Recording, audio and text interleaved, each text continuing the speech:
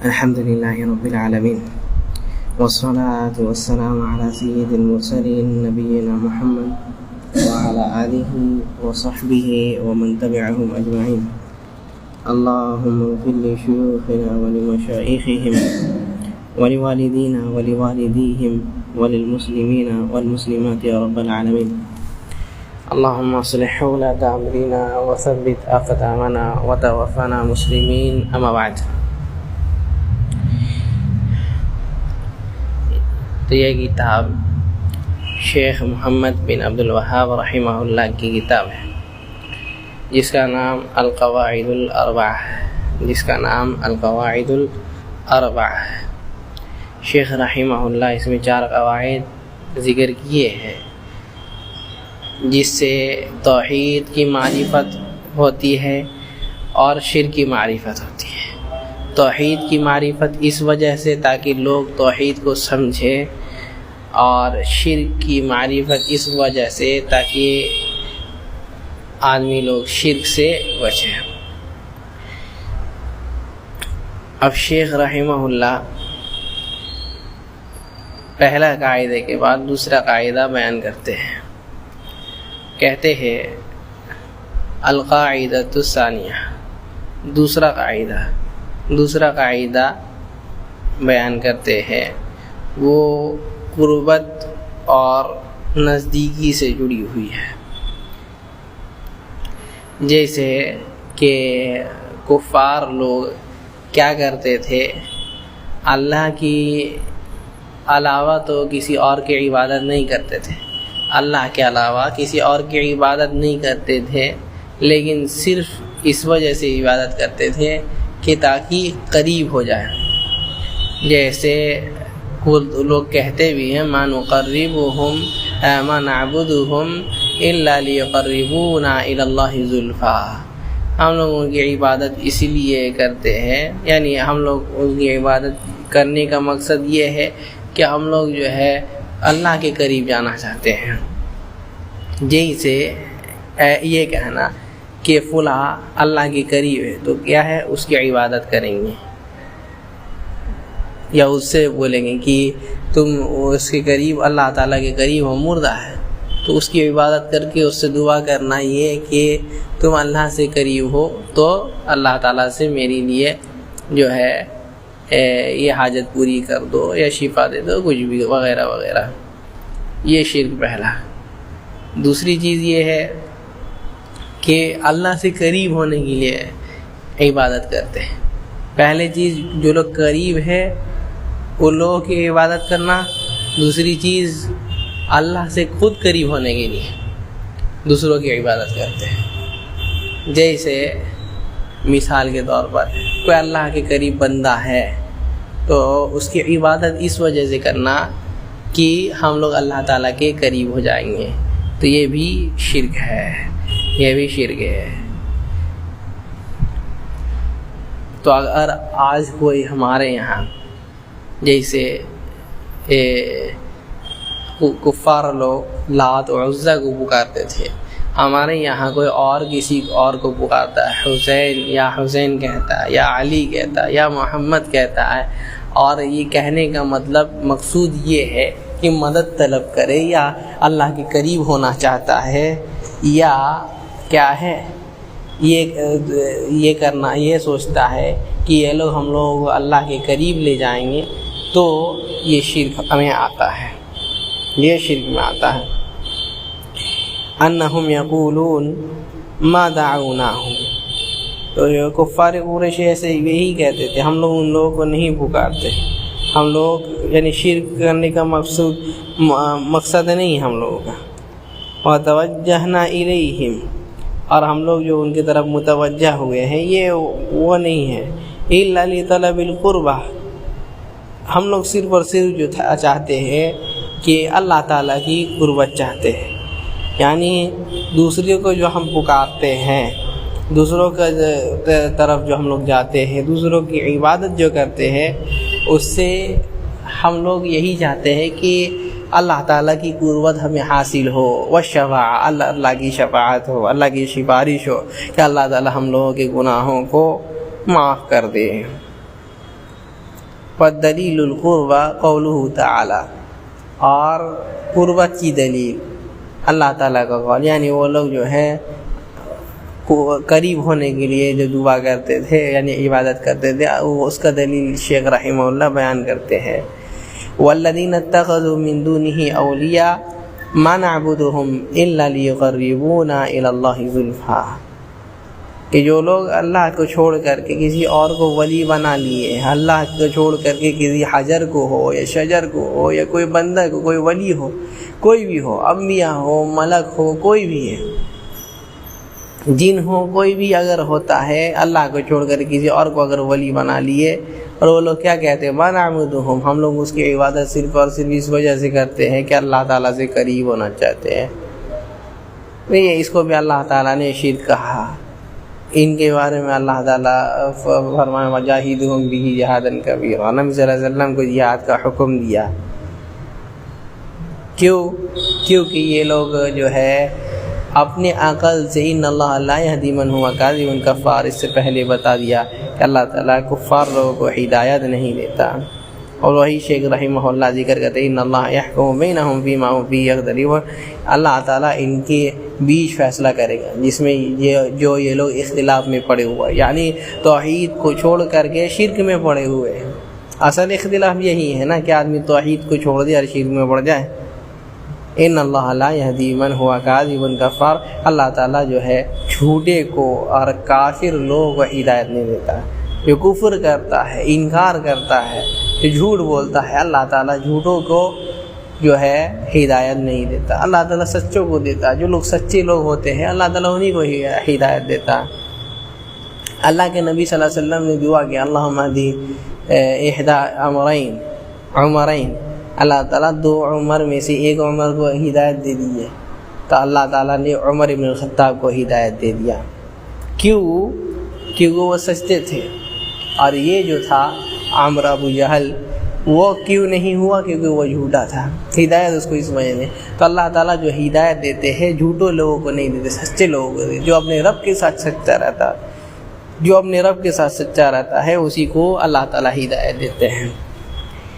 ودلیل الشفاعہ، اور شفاعت کی دلیل، ودلیل الشفاعت قولہ تعالی وَيَعْبُدُونَ مِن دُونِ اللَّهِ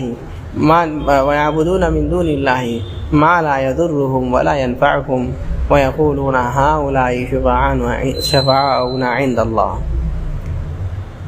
وہ لوگ اللہ کو چھوڑ کر کے کسی اور کی عبادت کرتے ہیں، غیر اللہ کی عبادت کرتے ہیں، جو لوگ نہ ہی نقصان پہنچا سکتے، کوئی ضرر پہنچا سکتے ہیں، ولا ينفعهم، نہ ہی ان کو کوئی فائدہ پہنچا سکتے، نہ ہی نقصان کے مالک ہیں نہ ہی نفع کے مالک ہیں۔ وَيَقُولُونَ هَؤُلَاءِ شُفَعَاؤُنَا عِندَ اللَّهِ، اور کہتے کیا ہے، یہ ہمارے سفارش ہے، یہ ہماری سفارش کریں گے، یہ ہمارے شافع لوگ ہیں، یہ لوگ اللہ کے نزدیک ہماری سفارش کریں گے، اللہ کے قریب کریں گے ہم لوگوں کو، اللہ تعالیٰ سے جو ہے ہم لوگوں کو جو ہے قبولیت حاصل کرائیں گے، نجات یہ لوگ حاصل کرائیں گے۔ تو یہ لوگ جو ہے اللہ تعالیٰ ان لوگوں کو کافر کہے ہیں۔ کیوں؟ آج جو ہے بہت سارے لوگ، یہ مسلمان بھی یہی عقیدہ رکھتے ہیں، اس کو بتائیے تو کہے گا کہ نہیں یہ تو کافر لوگوں کے لیے نازل ہوئی تھی۔ تو بات یہ ہے کہ کافر اور آپ کے اس میں فرق کیا رہ گیا؟ تب وہ لوگ جب غیر اللہ کو پکارتے تھے، غیر اللہ سے مدد مانگتے تھے، غیر اللہ کے یہ سے قریب ہونا چاہتے تھے اللہ کے، آپ بھی وہی کر رہے ہیں، تو آپ اور اس میں فرق کیا ہو گیا؟ آپ کو تب کون سی آیت سنائیں گے؟ کوئی نئی آیت تو نہیں نازل ہونے والی ہے، کوئی نئی آیت نازل ہونے والی نہیں ہے۔ والشفاعۃ شفاعتین، اور اس کے بعد شیخ رحمہ اللہ کہتے ہیں کہ والشفاعۃ شفاعتان، اور دو قسم کی شفاعت ہے۔ شفاعت جو ہے وہ دو قسم کی ہے، شفاعت منفیہ و شفاعت مثبتہ۔ پہلی شفاعت کیا ہے؟ منفیہ ہے۔ منفیہ اس کی تعریف شیخ بیان کرتے ہیں ما کانت تطلب من غیر اللہ۔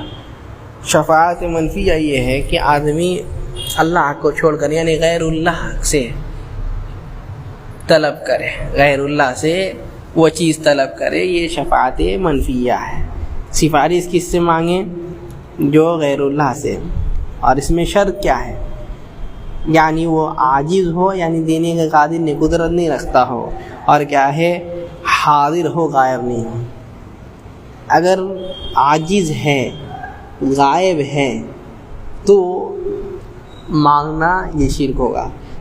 ٹھیک ہے، عاجز نہیں ہے، قدرت رکھتا ہے اور آپ کے سامنے بھی ہے، آپ کی بات سن سکتا ہے، تو آپ اگر کسی کو وہ بات بولتے ہیں، یعنی کچھ لے آنے کے لیے یا پھر کچھ آپ کا کام کر دینے کے لیے، یہ شرک نہیں ہے، یہ شرک نہیں ہے۔ یہ کہاں سے معلوم چلا؟ نبی کے سنت سے۔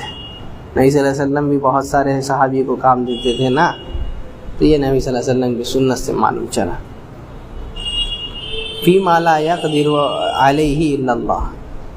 اور یعنی شفاعت منفیہ یہ ہے کہ غیر اللہ سے وہ چیز مانگنا جو سوائے اللہ کے اور کوئی قدرت نہیں رکھتا ہے، جیسے گناہوں کو معاف کرانا، یہ کوئی اور کر سکتا ہے، اللہ کے علاوہ نہیں کر سکتا۔ رزق دینا اللہ کے اس میں ہے، اور بھی کئی ساری چیزیں، خلقت کرنا، اور بھی کئی ساری چیزیں، اولاد دینا، بارش برسانا، سب کچھ اللہ کے اس میں ہے۔ تو جو اللہ کے اس میں ہے، اللہ کے علاوہ کوئی اور نہیں کر سکتا، تو وہ اگر کسی اور سے مانگا جائے، غیر اللہ سے مانگا جائے، تو یہ شرک ہے۔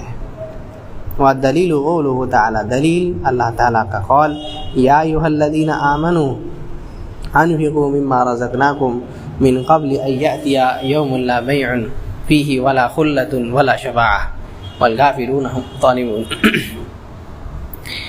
اے ایمان والو، خرچ کرو جو رزق ہم نے تمہیں عطا فرمایا ہے، اس سے پہلے کہ وہ دن آ جائے جس دن کوئی بیع ہونے والی نہیں ہے، کوئی خرید و فروخت ہونے والی نہیں ہے، کوئی قریبی لوگ کام نہیں آنے والے، یہ نہیں ہے کہ وہ تمہارا دوست سے تمہیں بچا لے گا، اور نہ ہی شفاعت ہونے والی ہے۔ شفاعت ہونے والی ہے کون سی شفاعت؟ یعنی جو شفاعت منفیہ ہے، جو غیر اللہ سے مانگی جاتی ہے، وہ شفاعت نہیں ہونے والی ہے۔ والکافرون هم الظالمون، اور کافر لوگ ظالم ہیں، اور کافر لوگ یہی اصل ظالم ہیں، یعنی ان لوگوں کا جو ہے اللہ تعالیٰ کی مدد نہیں آنے والی ہے۔ والشفاعت المثبتہ، دوسری شفاعت کی قسم جو جائز ہے وہ مثبتہ، جو ثابت شدہ ہے، التی تطلب من اللہ، جو اللہ تعالیٰ سے مانگا جائے، جو اللہ تعالیٰ سے مانگا جائے۔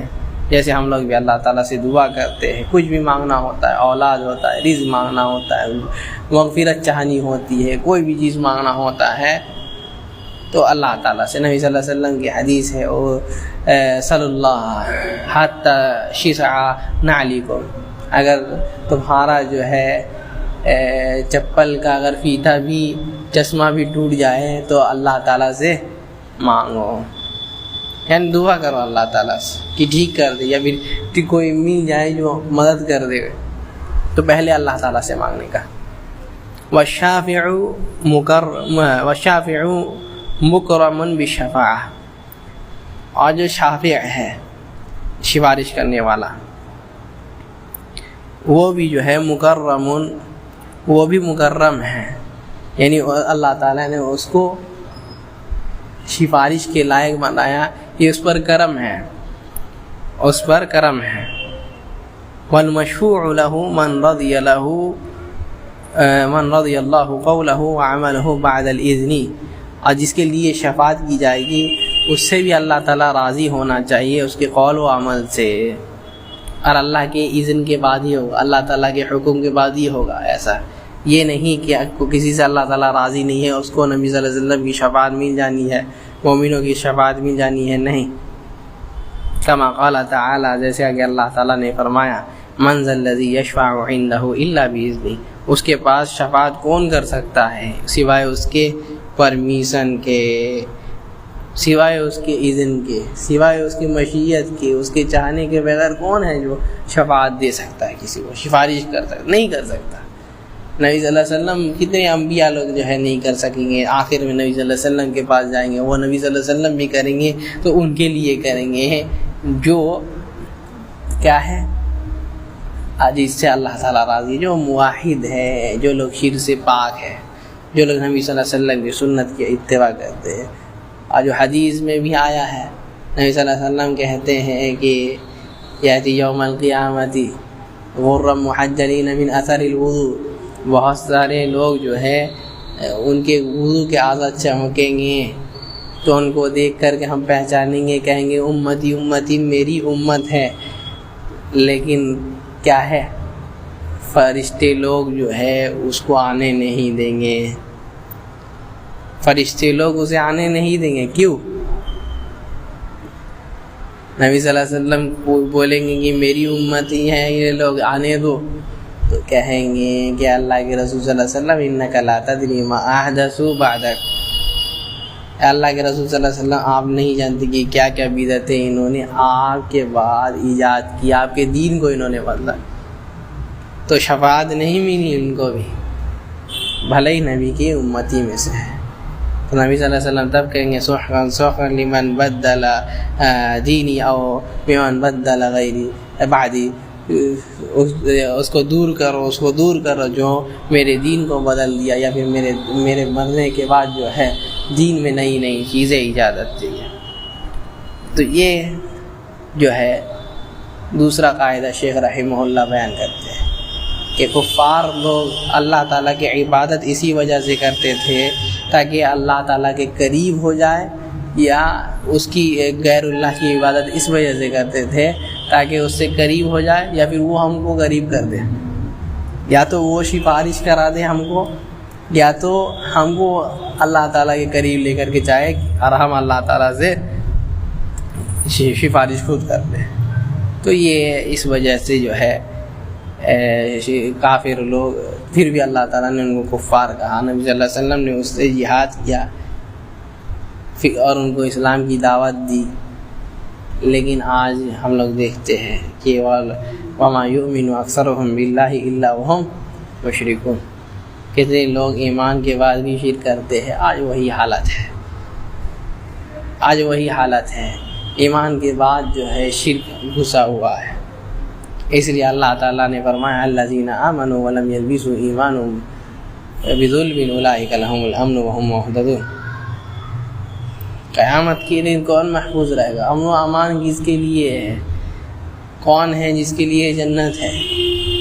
کیا ہے؟ الذین آمنوا ولم یلبسوا ایمانہم بظلم، جو لوگ ایمان لائے ولم یلبسوا، ظلم کے ساتھ اپنے ایمان کو نہیں ملا۔ صحابہ پوچھتے ہیں اللہ کے رسول صلی اللہ علیہ وسلم کون ہے ہم لوگوں میں سے جو ظلم نہ کرے؟ تو نبی صلی اللہ علیہ وسلم کہتے ہیں یہ بات نہیں ہے ظلم کیا ہے؟ ان الشرک لظلم عظیم، شرک ہے۔